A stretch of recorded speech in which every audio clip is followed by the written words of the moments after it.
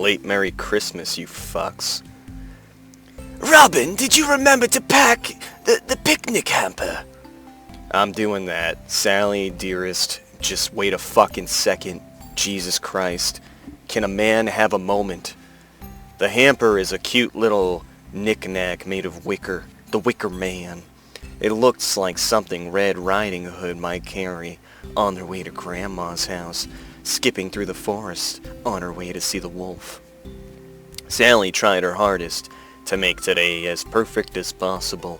She woke up at 6 a.m. on the dot, I know, because she was very loud getting out of bed. When the birds began to chirp on the telephone poles, those fucking birds, to prepare this meal of the birds for the three of us, our happy family. It's 6:30 in the morning now. The sun is sleepily peeking through the clouds. And we're all dressed. We're fucking dressed and ready to face a new day. The new dawn. Even Melody is awake before noon. A rarity for her weekends. Are we going to get to see his daughter? She sits at the table doubled over like a tomato plant that's come loose from its supports. Melody has no support system.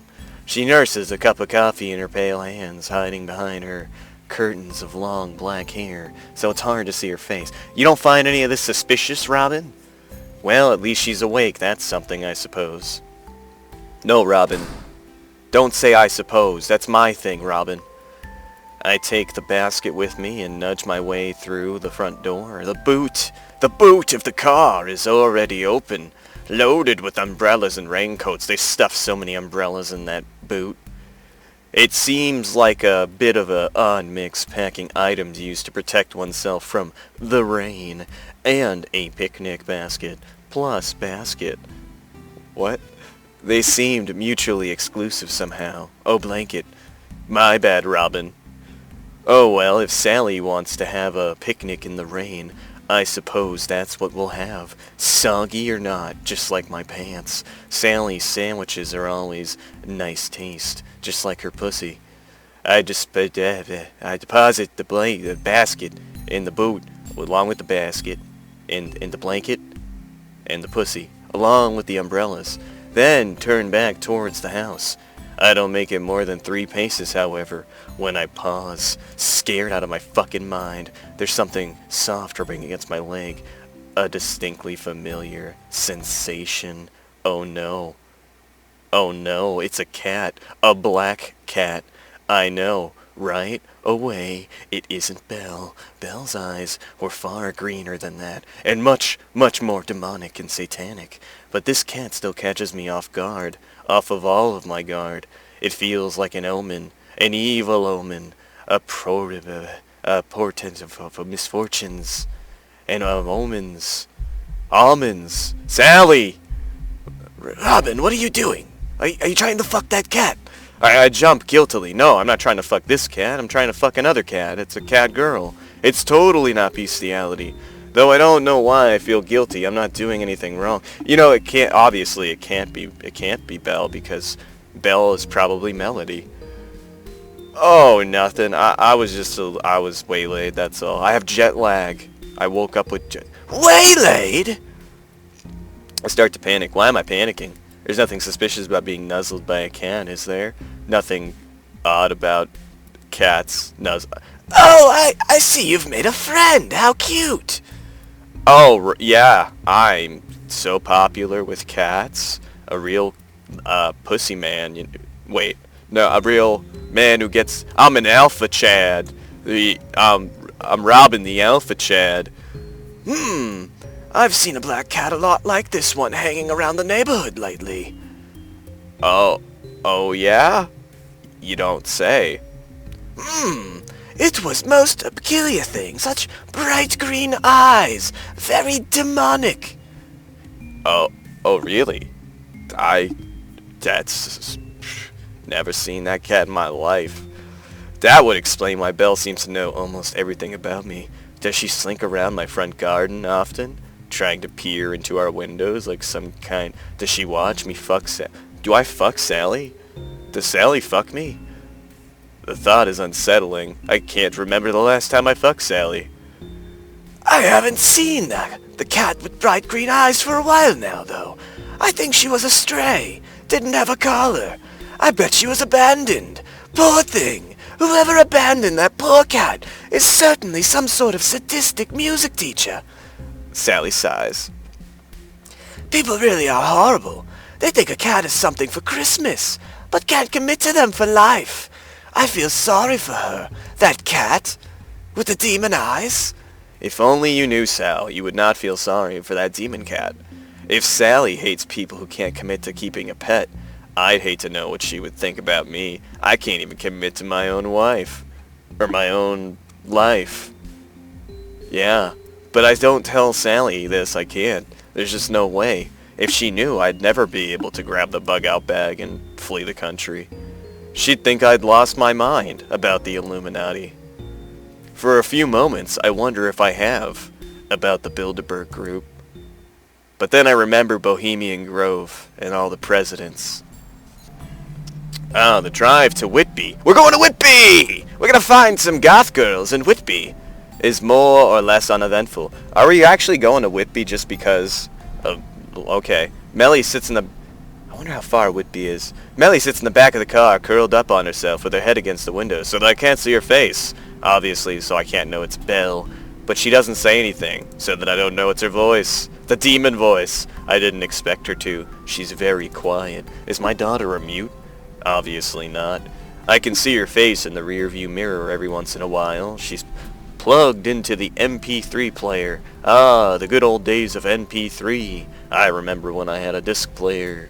Oh, and the headphones, the tiny buds crammed into her ears, like some sort of weird potatoes, leaving in not a single cranny for extraneous noise to filter in from the outside world, because fuck the outside world. We don't need it. She's listening to her music, goddammit, whatever it is, probably Billie Eilish. At such a high volume, I can hear it. It's definitely Billie Eilish, just faintly, in the front of the car. Something about being a bad guy. But I'm a boomer, I don't understand these things. I wonder what kind of music Melly likes. Ariana Grande, perhaps. I don't know, because I've never asked her. Because I'm a terrible father. I have no interest in my child. You know, I'm a music teacher, but I don't care what music my daughter listens to. That's irony. Maybe. There's so much about my own daughter I don't know. Well, I guess I don't know anything about her. Because she's a cat girl on the weekends. I sigh, tapping my... Well, trying to... Oh, jeez. Oh, no. Please don't be Belle. Tapping my fingers against the steering wheel. I hope I'm wrong. I really do. At least we're all together. I wouldn't be surprised, though. Somehow these games always end up fucked up. Oh, jeez. Sally, Melly, and me. We sit underneath the same roof, brought together inside this tiny tin can of a car. I sure hope we don't get hit by a semi. That has to count for something, right? Obviously, I care about my family if I also don't want to die. I'll make it count for something, goddammit. I'm gonna do shit. There's clouds. Look at the sun. It's in the fucking sky. We're making it a day. We're going on a fucking family trip. Today isn't about me. It's about our family and also my daughter. I have a daughter, by the way. I don't want to be selfish anymore. Robin, have you ever been selfish in your entire fucking life, my guy? Have you ever, had somebody give you the wrong order at Burger King and you just ate the food anyway? You seem like that kind of guy. You don't seem like you'd make a fuss, be like, hey, this is the wrong fucking order. Oh my god, fuck you. Hey, maybe the weather will be nice after all. Have you ever ordered a breakfast sandwich at McDonald's or Burger King and they only give you the fucking pancakes to the sandwich? They don't give you anything in the middle? 2 of them? 2 times? 2 times? That seemed right to you 2 times? I tried to engage Sally in light conversation, peering out through the front window at the road. Everything looks slightly discolored through the glass. It makes the motorway look even grayer than usual. It's kind of fucking depressing. Oh, wow. Man, look at that gray sky. At least the... God, I hope people who are colorblind aren't depressed because all they see is black and white. Surely they are happy people. At least the sun is shining. The sun has never seen fit to make an entrance during our previous family outings to Whitby, probably because we talked about how Whitby was depressing. Yeah, we're going to a haunted house. I sure hope it's not dark. Maybe it was struck down with a stage fright. I wonder if this is a good sign. An omen. If it was a good sign, would it be an omen? Not that I believe in omens. Can omens be good? A good omen. Yeah, I suppose. They usually portrayed as negative things, like, oh, the devil, or like fucking Antichrist. I didn't, at least, until I met Belle. You ever been called the Antichrist by somebody? Wow, I've had a colorful life. Sally, however, doesn't seem to share my optimism. Instead, she crosses one leg over the other, her narrowed eyes. They're fucking narrow. Just you wait, Robin. We'll need those umbrellas soon. We're in the car, Sally. We're not gonna fucking need umbrellas right now. Right, we'll see about that. I'll bet you 10 quid. I'll bet you 10 quid, bitch. Sally Pally fuck, you cunt. Okay, you're on. Let's see who's right. Nothing like a little gambling with the wife, am I right, guys? Am I right, boys? And smiling smugly to herself, Sally leans back into her seat and stares out the window. Out the window longingly. Ah. By the way, Robin. Yes? You owe me 10 quid. Oh, well, alright, Sally. Alright, you don't sound so pleased with yourself. You know, don't play with yourself in public. Did you want it to start raining? I didn't, but I had a feeling it might. It's rained every other time we've come here. I didn't see a reason for it to change now. So you were going by past experience, were you? Some people might call that toxic nostalgia. Maybe, Sally, instead of always assuming that the future will be as bad as the past, you should accept that maybe times change. Times change, Sally, and things could get better.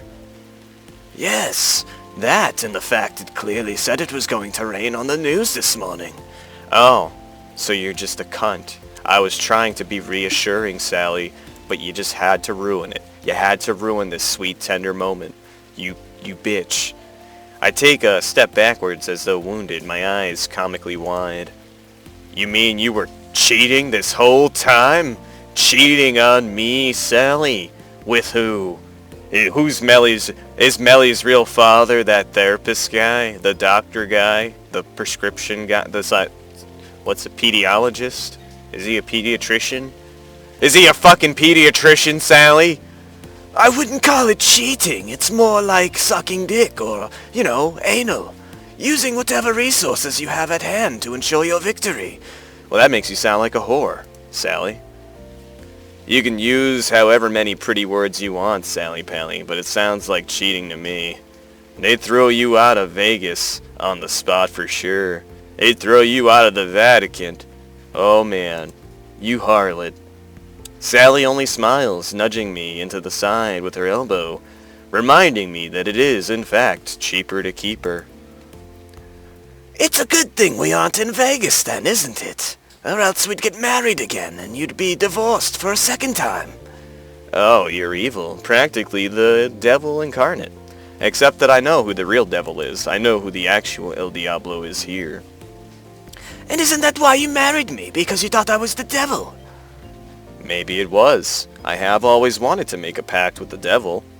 And it's I am kind of a masochist, I'll admit. Not really. You might be the masochist, Robin, but not me. Any child who willingly dedicated hours upon hours of playing Für Elise in their grandfather's dusty old study must have been some kind of masochistic son of a bitch tucked away in there, all up in that childhood trauma. Oh, good old childhood trauma. Remember your childhood trauma, folks? It's just not possible to focus on such a grueling task without a touch of masochism, particularly when it's making music. It's not that rewarding. I mean, you're just making noises, really. It's kind of like words. I mean, if you're an English teacher, you teach in English, or any kind of language, really, you're just teaching people how to make dumb noises out of their mouth hole in a way that we recognize as a sentence.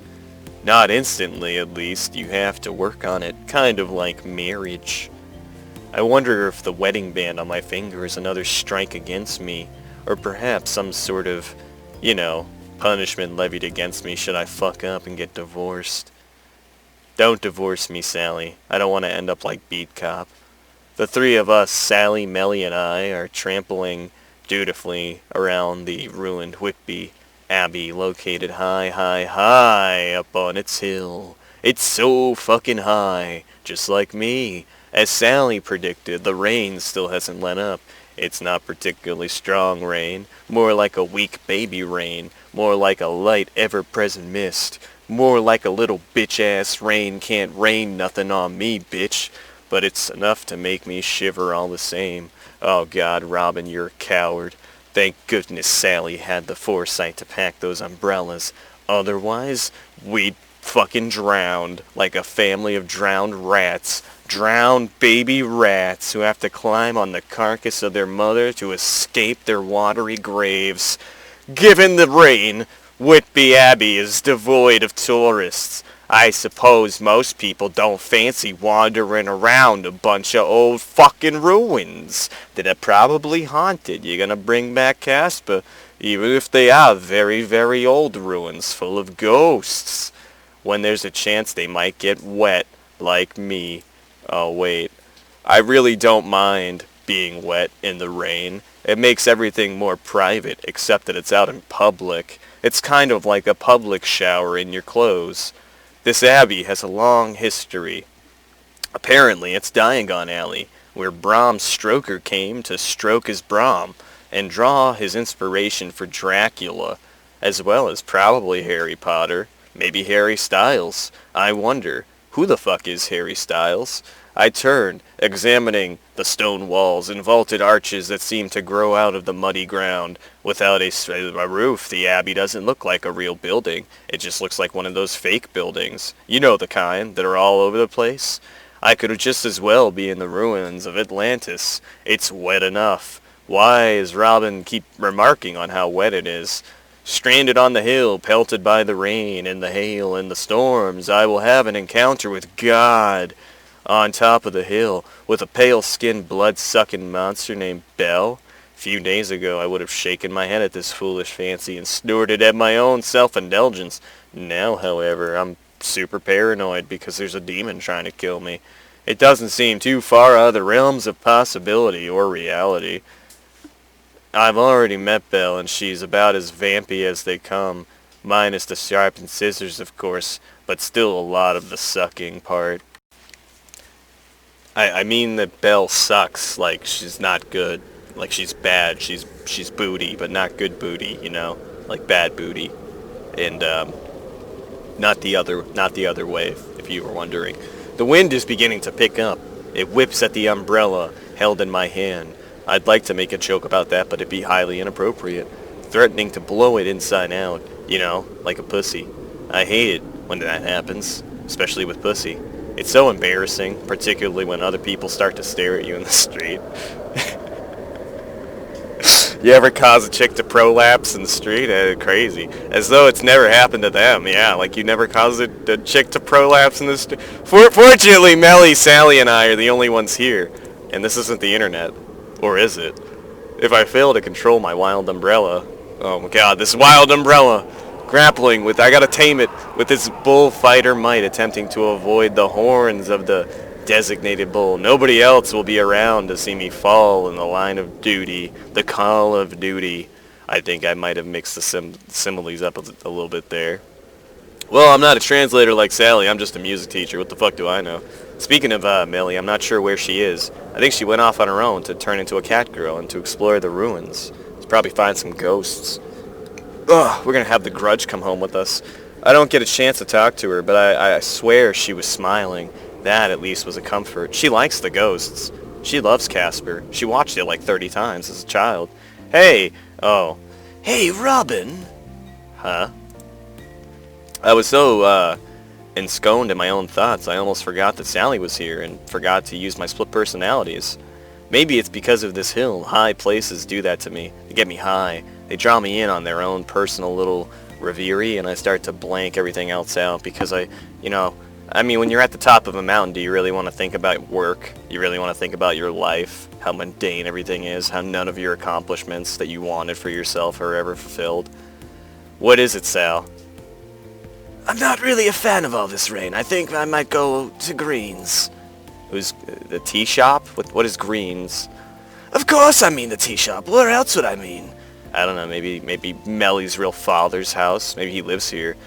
That would explain a lot. Melly's from here. It's their people. You know, it's the tribe of the Goths. That's where they all originate.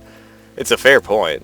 The three of us have been coming here on family trips for years and years now. I think Greens almost as well as I know the back of my own hand. And when I say it, that cliche means something.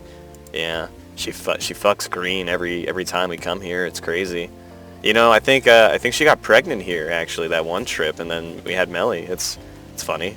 It's funny, Sally. Most people don't spend all that time, much time examining their hands, but most people aren't pianists like me. You know, you examine hands a lot. If you play the piano, you get in the habit of paying more attention to your hands than other people, and it's kind of an important component of your craft. I haven't played the piano much lately, though, not properly. I just kind of fumble my fingers on it. In any case, Greens is a humble little cafe only a short walk away from the Abbey, at the base of the sloping hill by the riverside. You know, the riverside slasher. The interior decorator is mainly comprised of wood, and it has that comforting, homey smell that, you know, seems strangely absent from chains like Starbucks and Costa. You ever walk into a place and you just think to yourself, oh man, you take a big whiff through your fucking face mask because nobody can smell anything anymore because we all have Rona, and it's just like, oh man, this place smells fucking homey. This reminds me of my homies. Though I like Greens, I find myself frowning regardless. I thought this was meant to be a family trip, not like a paranoid schizophrenic delusion. It is a family trip, but more than that, wasn't this supposed to be Robin and Melly bonding exercise? Okay, where's our daughter then? Do you know? I don't fucking know. I open my mouth, close it again. I mean, I can't argue with that. Sally's right, I guess. Unfortunately, it seems the two of you haven't done all that much talking. Where is she? I don't even know. Maybe not, but at least we're not, you know, we're within a mile radius of each other. That's saying something. It's a vacation, Sally. Chill the fuck out. That may be, but you haven't said anything to her yet, have you? Oh, you're so condescending, Sally. You're such a cunt, Sally. Oh my god, Sally. You need to chill the fuck out. I wrote the back of my neck. You sure say it like it is, Sal. That's because I'm a realist. I see things how they truly are. I don't get lost in my daydreams like you, Robin. I've crushed those out of you years ago. And then, again, she has another point. Sal's always been made of stronger stuff than me, though she does so often favor those soft, pastel-colored shirts. God, wish I could wear those nice cottony shirts. So soft, so inviting. Such a delightful shirt. But no, they are the forbidden shirt. Anyway, I think you and Melly need some time alone. Try to talk to her a little. Ask her some questions. I think she'll appreciate it. I can hardly tell if Sally has thought of interacting with my own daughter. It fills me with dread, so much dread. My stomach feels cold, like a beer.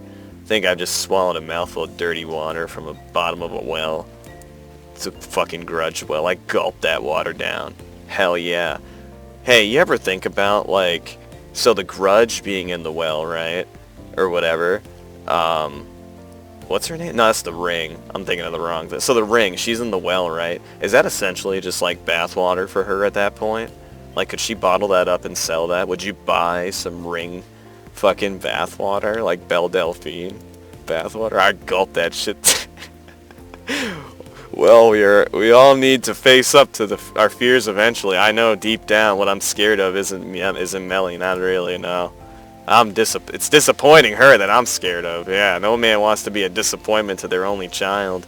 It's my own enduring cowardice. Again, you're a fucking coward. I must have decided being distant was better. I was wrong. Of course, I often am. Typical. Your wife has made you think you're wrong all the time. Right, you're right, Sal. I'll try to talk to her. Typical. Typical response. Just tell her she's right. You don't want that argument. You gotta pick your battles, Robin. And we couldn't have picked a more miserable day to do it either. Well, I mean, to be fair, if she knew it was going to rain, it's really all on her. That's just me, though. I don't like the rain, but I think Melly does. Maybe that's because when it rains, fewer people go outside, so Melly doesn't have to interact with humans. It might be hard trying to talk to Melly now, though she isn't here. I lent her my keys a couple of minutes ago. Said she left something in the car, maybe her umbrella, I don't remember. Under her umbrella, Ella? I don't know. Good. I know it might be hard, but taking our first steps is important. I laugh awkwardly, rubbing the back of my neck with one hand. This isn't obvious. I didn't tell her, but Sally still knew what I was thinking. I wonder how. Women's intuition? Mars and Venus align somewhere up in space, or maybe it's something softer, quieter, rather more understanding than that. She knows how I feel because she cares about me. How dare you care about me, bitch? She loves me. Don't you love me? Sometimes I do wonder, but nobody understands me like Sally does. Oh, isn't that fucking sweet, Sally Pally? Now, go fuck yourself, Robin. Oh, thank you, Sally. That's so sweet. Sally holds her hands out and the palms facing towards the heavens. About that 10 quid you owe me. Give me your money. Wow, they really made you out to be money-hungry, Sally, huh? I laugh at her audacity. I can't believe she uses that program. You're so ruthless. Forget being a translator. You should be a lawyer. Better call Saul, am I right? No, thank you. I'd feel too guilty extorting other people. Only my husband. But you have no qualms extorting your husband. That's different. You vowed that you'd give me all your money and that you love me, come hell or high water. Doesn't stop most of those celebrities you read about in the gossip magazine. Doesn't stop most of the kids' parents at school either, you know, Sally. It certainly didn't stop Arabella White. Not the Arabella White.